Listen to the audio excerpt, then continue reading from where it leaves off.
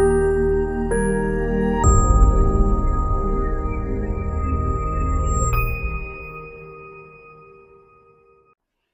नमः दोस्तों, मेरा नाम सोनाली है और आप सबका मेरे इस चैनल में जिसका नाम है वक्रतुंड बाय सोनाली में बहुत-बहुत स्वागत है।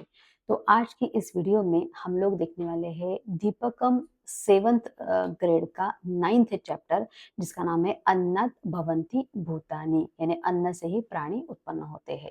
अगर आप चैनल पे नए हैं तो जल्दी से चैनल को सब्सक्राइब कीजिए, बेल आइकन दबाइए ताकि आने वाली वीडियोस की जानकारी आपको मिलती रहे। शेयर कीजिए अपने दोस्तों के साथ। तो चलिए शुरू करते हैं।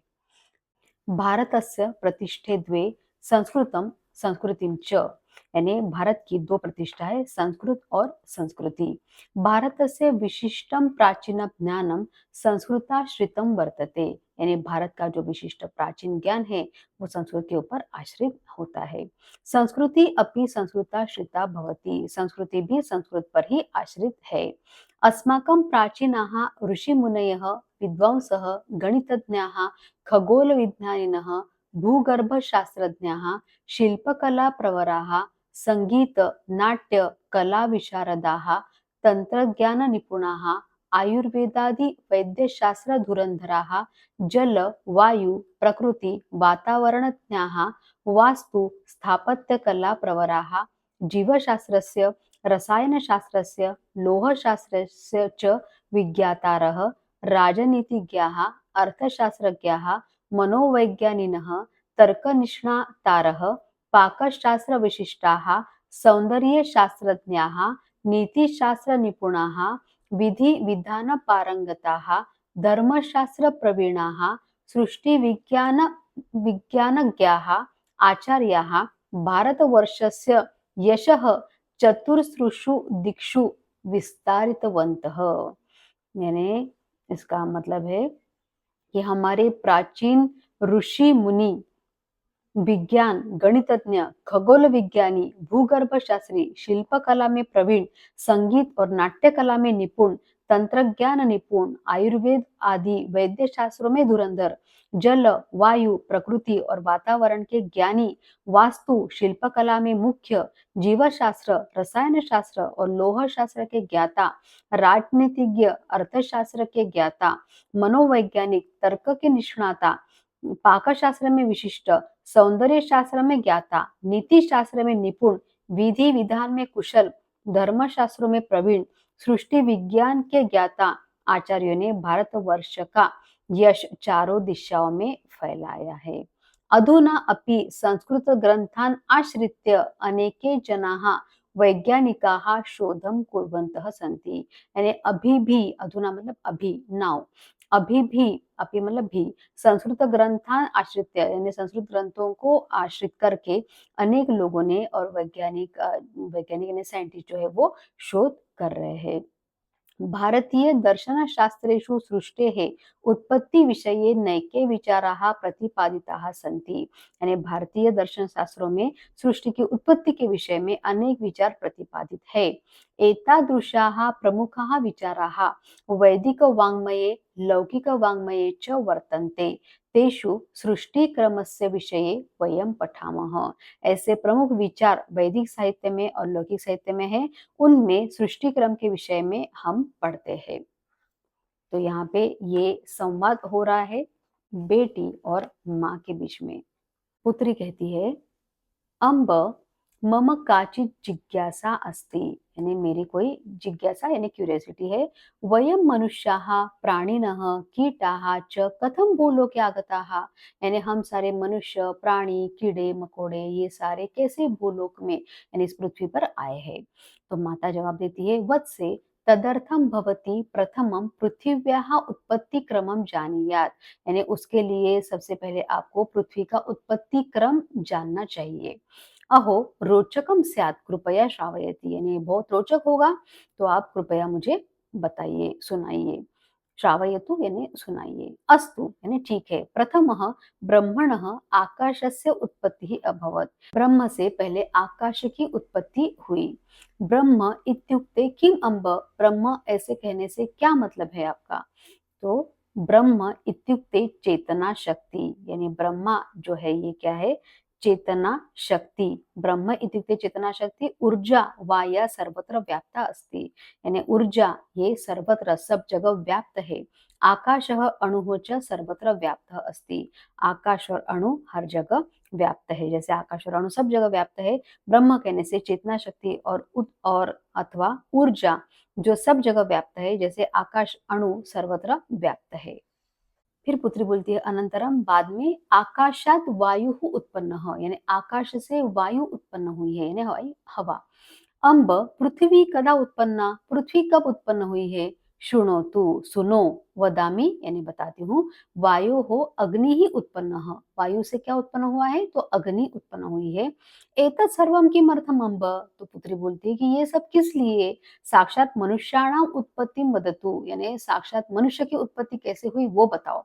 अयि वत्से एतत् सर्वम नास्ति चेत कथम मनुष्याः प्राणिनः वा जीवन्ति, यानी अगर ये सब नहीं है तो मनुष्य प्राणी कैसे जीवित रहेंगे। जलम आहारः वायुः च अस्ति चेत पर्याप्तम खलु, तो पुत्री कहती है फिर जल यानी पानी, आहार यानी खाना, वायु यानी हवा, ये तो काफी मतलब ये काफी चीजें है, ये पर्याप्त है जीने के लिए। तो माता कहती है आम यानी यस, अतः तेषाम अपि उत्पत्तिम जानातु, इसलिए उनकी उत्पत्ति भी जानो। तो पुत्री बोलती है फिर उसकी बेटी, तरही अग्नेः कस्य उत्पत्तिः अभवत्, तो अग्नेः यानी अग्नि की किसकी उत्पत्ति हुई है, अग्नि से किसकी उत्पत्ति हुई है, कौन उत्पन्न हुआ है। तो अग्नेः जलस्य उत्पत्तिः अभवत्, तो अग्नि से जल की उत्पत्ति हुई। जलात् मनुष्यस्य उत्पत्तिः खलु, तो जल से मनुष्य की उत्पत्ति हुई है। नैव वत्से यानी नहीं बेटी, जलात् पृथिव्याः उत्पत्तिः अभवत्, तो जल से पृथ्वी की उत्पत्ति हुई। अहो सत्यम अहम विस्मृतवती एव, यानी मैं तो भूल ही गई। पृथिव्याः तु प्राणिनः मनुष्याः च उत्पन्नाः, यानी पृथ्वी पर ही तो मनुष्य और प्राणी उत्पन्न हुए हैं। नहीं नहीं नहीं, पृथिव्याः औषधीनां सस्यानां वृक्षादीनां च उत्पत्तिः भवत्, तो पृथ्वी से किसकी, औषधियों की या फसलों की, वृक्ष आदि की उत्पत्ति हुई। अहो अद्भुतम, यानी ये बहुत अद्भुत है। सस्येभ्यः आहारस्य उत्पत्तिः अभवत्, सस्येभ्यः यानी अनाज से ही आहार की उत्पत्ति हुई है। आम आहारस्य उत्पत्तेः परं भूमौ सर्वम् अपि आगतम् एव, यानी आहार की उत्पत्ति होने से ही भूमि पर सब जगह सब लोग आ गए हैं। आगतम एव आहारात्, आहार से कीटाः प्राणिनः मनुष्याः उत्पन्नाः खलु अम्ब, यानी आहार से ही कीटाः मतलब कीड़े, प्राणिनः मतलब प्राणी, मनुष्य उत्पन्न हुए हैं क्या, ऐसे वो सवाल पूछती है। तो माता कहती है अहो मम पुत्री बहु चतुरा अस्ति, यानी मेरी बेटी बहुत ही चतुर है। सत्यम उक्तवती भवती, आपने बिल्कुल सही कहा है।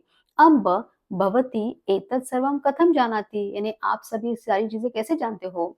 तो माता कहती है अहम आधुनिकम रसायन शास्त्रम उपनिषद ग्रंथांच पठितवती, यानी मैंने रसायन शास्त्र यानी केमिस्ट्री और उपनिषद ये सारे ग्रंथों को मैंने पढ़ा। अहो अहमपि उपनिषदं पठामि अम्ब, यानी मैं भी उपनिषद पढ़ती हूँ। सत्यम वत्से यानी सत्य है। अवश्यम उपनिषद ग्रंथाः पठनीयाः, यानी उपनिषद ग्रंथ पठनीय यानी पढ़ने चाहिए, अवश्य पढ़ने चाहिए उपनिषद के ग्रंथ। यतः अस्माकं भारतस्य मौलिकं ज्ञानं तेषु निहितम् अस्ति, क्योंकि हमारे भारत का जो मूल्यवान ज्ञान है वो उन्हीं में निहित है। तेन अस्माकं जीवनस्य अपि उत्कर्षः भवति, उससे क्या होता है, हमारे जीवन का भी उत्कर्ष होता है। तो यहाँ पे हम लोगों ने चैप्टर का एक्सप्लेनेशन कंप्लीट किया। अभी हम लोग इसके इम्पोर्टेंट सारे क्वेश्चन आंसर देख लेते हैं। क्वेश्चन नंबर 2 देखते हैं। पाठम पठित्वा रिक्तस्थानेषु समुचितं पदं लिखन्तु। अम्ब मम काचित् जिज्ञासा अस्ति, यानी क्यूरियोसिटी। प्रथमं ब्रह्मणः आकाशस्य उत्पत्ति अभवत, यानी ब्रह्मा से आकाश की उत्पत्ति हुई। साक्षात मनुष्याणाम, यानी मनुष्यों की उत्पत्ति कैसे हुई है वो बताओ। तो मनुष्याणाम उत्पत्ति वदतु।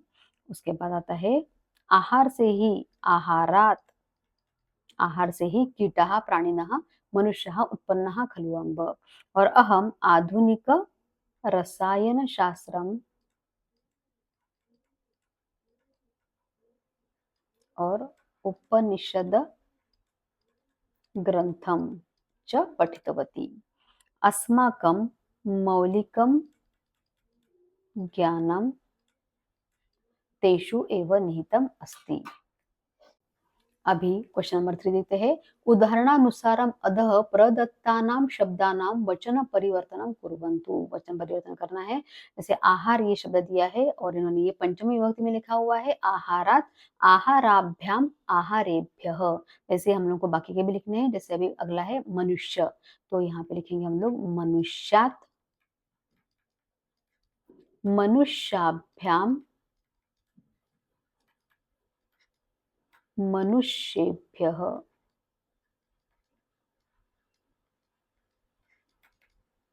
वृक्ष, अगला है वृक्ष, तो यहाँ पे लिखेंगे वृक्षात, वृक्षाभ्याम, वृक्षेभ्यः। आगे का है अग्नि, इकारांत शब्द है अग्नेः, अग्नेभ्याम, अग्निभ्यः। वैसे मुनि का लिखना है हम लोगों को, तो यहाँ पे लिखेंगे मुनेः, मुनिभ्याम, मुनिभ्यः। पेटिका, पेटिका आकारांत शब्द है, लता या माला के जैसे चलेगा, तो पेटिकायाः, पेटिकाभ्याम, पेटिकाभ्यः। वैसे वाटिका का लिखेंगे हम लोग यहाँ पे वाटिकायाः,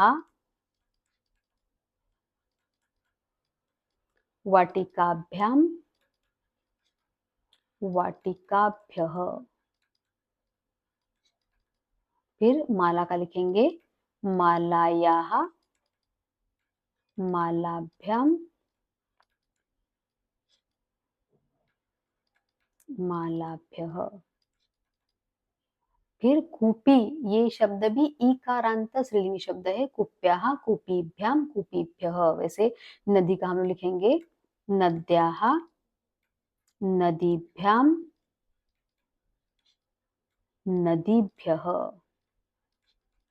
और उसके बाद हम लोग नगरी का लिखेंगे नगर्याः, नगरीभ्याम, नगरीभ्यः। क्वेश्चन नंबर 4 देखते हैं।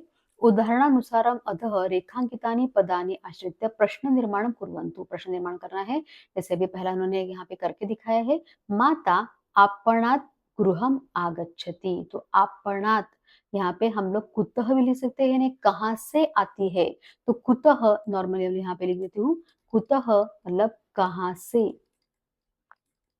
तो इस तरीके से हम लोग कुतः भी लिख सकते हैं, और अगर आपणात पंचमी विभक्ति है तो उसके लिए हम लोग कस्मात भी लिख सकते हैं। तो यहाँ पे दोनों ने इन्होंने करके दिखाया है, माता कुतः गृहम आगच्छति, यानी माता कहाँ से घर आती है, और माता कस्मात गृहम आगच्छति, यानी कहाँ से घर आती है। राजेशः विद्यालयात् पुस्तकम आनयति। तो राजेशः कुतः यानी कहाँ से पुस्तक लाता है, कुतः पुस्तकम आनयति या कस्मात् पुस्तकम आनयति।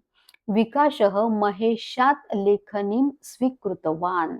महेशात्, तो यहाँ पे कुतः यानी किससे या कहाँ से, कुतः लेखनीं स्वीकृतवान्, क्वेश्चन मार्क देना है, या कस्मात् लेखनीं स्वीकृतवान्, क्वेश्चन मार्क। माता गृहात् पुत्रम पश्यति, घर से बेटे को देखती है। तो गृहात्, तो यहाँ पे कुतः आएगा, यहाँ पे कुतः पुत्रम पश्यति या कस्मात् पुत्रम पश्यति। हिमालयात् गंगा प्रवहति, हिमालयात्, तो कुतः गंगा प्रवहति, कहाँ से बहती है, या कस्मात् गंगा प्रवहति। क्वेश्चन नंबर 6 देखते हैं। उदाहरणानुसारम कः कस्मात् विद्यां प्राप्तवान इति पूर्ण वाक्येन लिखन्तु। यानी किसने किससे विद्या प्राप्त की है, विद्या ग्रहण की है, ये हम लोग को लिखना है। तो यहाँ पे एक उन्होंने करके दिखाया है, जैसे शिष्य और आचार्य, एक कॉलम में शिष्य के नाम दिए हुए हैं और दूसरे कॉलम में आचार्य के नाम दिए हुए हैं। जैसे शुक्राचार्य महादेवात विद्याम प्राप्तवान, यानी शुक्राचार्य ने महादेव से विद्या प्राप्त की। तो जिससे विद्या ग्रहण करते हैं उसकी हम लोगों को पंचमी विभक्ति करनी होती है। जैसे अभी यहाँ पे दूसरा हम लोग लिखेंगे पद्मपादः शंकराचार्यात्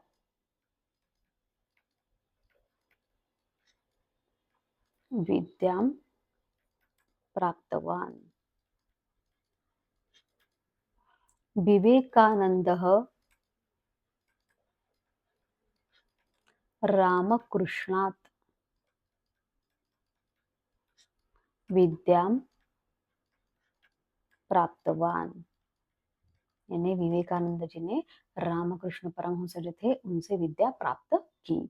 रामः वशिष्ठात्, वशिष्ठ ऋषि से विद्या प्राप्त की, तो विद्यां प्राप्तवान। उसके बाद है भीष्मः परशुरामात् विद्यां प्राप्तवान। चंद्रगुप्तः चाणक्यात्, यानी चाणक्य से उसने विद्या प्राप्त की, तो विद्यां प्राप्तवान। अर्जुन ने किससे प्राप्त की, तो द्रोणाचार्य से, तो अर्जुनः द्रोणाचार्यात् विद्यां प्राप्तवान। आगे का क्वेश्चन देखते हैं। अधः प्रदत्तानि वाक्यानि पठित्वा मातृभाषया प्रांतीय भाषया आंग्ल भाषया व अनुवादम कुर्वन्तु। अनुवाद यानी ट्रांसलेशन करना है। हम लोग को संस्कृत में सेंटेंस दिए हुए हैं और उसको हम लोग को ट्रांसलेट करना है। तो राधा नगरात आगच्छति, यानी राधा नगर से आती है।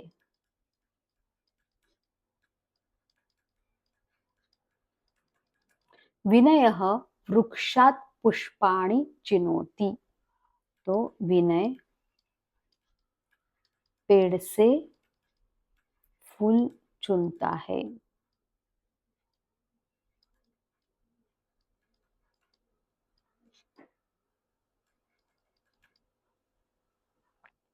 संदीपः कार्यालयात् गृहं गतवान्, यानी संदीप कार्यालय से घर गया। भगिनी दूरात् वाहनम पश्यति, भगिनी मतलब बहन, बहन दूरात् यानी दूर से वाहन देखती है, पश्यति यानी देखती है। महेशः शालायाः गृहम् आगतवान्, यानी महेश शाला से घर आया, तो महेश पाठशाला से घर आया। और बालः कपाटिकायाः धनं स्वीकरोति, यानी बालक कपाटिका यानी अलमारी, अलमारी से धन लेता है।